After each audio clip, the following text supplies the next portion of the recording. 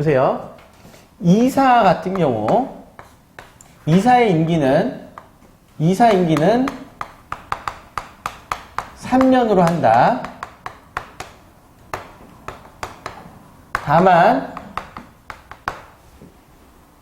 임기 중 최종 결산기에 관한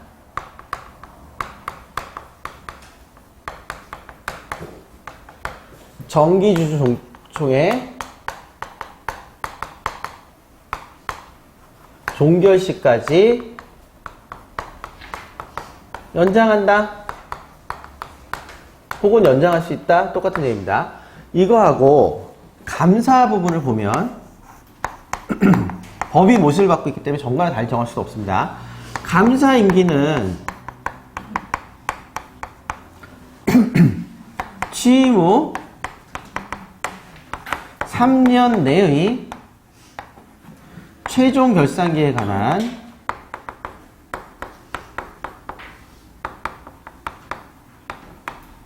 정기주주총회 종결시까지로 한다.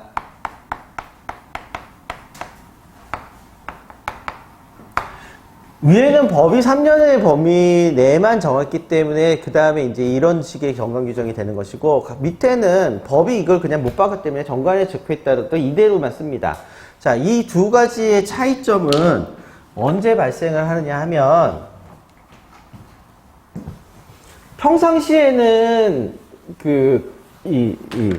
밑에 부분, 그러니까 만약에 어떤, 그러니까 결산기라는 개념을 알아야 돼요. 결산기라는 개념을 알아야 되고, 정기주총 하는 개념을 알아야 되는데, 우리 결산기와 정기주총, 우리 배 나갔을 때 얘기를 한번 드렸었죠. 갔다가 왔을 때예요. 회기가 끝난 날, 돌아온 날. 그러니까 대개는 옛날에는 미리 못 정하죠. 지금은 정해놓는단 말이에요. 그래서 결산기를 정관에 정해놓기 때문에 대개 안 그래도 되는데 꼭 어떻게 정하라는 게 없어요. 근데 대부분 국가기관의 결산기하고 맞춥니다. 그래서 국가기관의 회계하고 맞기 때문에 1월 1일부터 12월 31일로 맞춰놔요. 그러면 만약에 우리도 여기에 회기가 1월 1일부터 12월 31일로 돼 있다. 그러면 이거는 회기 중에 마지막 날을 결산일이라 합니다. 결산기. 이걸 결산기라 합니다. 그리고 정기주총은 그렇게 갔다 오면 어떤 일을 한다고 했죠? 갔다 오면 파티죠. 파티를 해서 그거를 이제 정리할 거 정리해서 돈 갚고 다음에 남는 거 있으면 상여 주고 그 남은 거 갖고 얼마 남았다라는 보고를 해서 주주들이 막 와서 막 박수치고, 그리고 난 다음에 내 거 가져간다 했잖아요. 그리고서 원래는 해산했었는데 지금은 그렇지 않고 다음번에 어떻게 할까? 이런 식으로 간다 했죠. 그러니까 정기주총에서 회계 정리를 하고 그 다음에 배당도 해주고 이렇게 돼요. 그러니까 정기주총은 이거는 결산을 보는 날, 결산 승인을 해준 권한이 있습니다. 정기주총만. 그러면 이 결산기로부터 정기주총이 열려야 하는 시기. 옛날 같은 경우는 정기주총 외에는 있을 수가 없죠. 배가 갔다 오지 않는 중간에 주주들이 모여서 뭐 할 거예요? 연락도 안 되는데. 그러니까 임시주총이 없었어요. 정기주총만 있었고, 그래서 정기주총은 법이 하라고 한 주총이에요. 임시주총은 지금은 그거보다는 통신사가 발달하고 연락이 되니까, 그러니까 그 회사 같은 경우는 중간에 필요하면 열어라. 대표이사 들어와서 한다면. 그러니까 정기주총 법이 정한 주총인데 열려야 하는 시기가 있습니다. 언제냐? 결산기,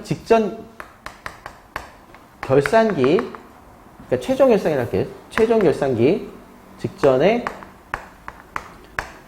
결산기로부터 3개월 내.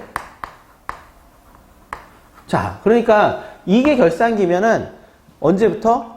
1월 1일부터 3월 31일 사이까지는 꼭 해야 되고 3월 30일 이후에는 정기주총을 개최할 수가 없겠죠.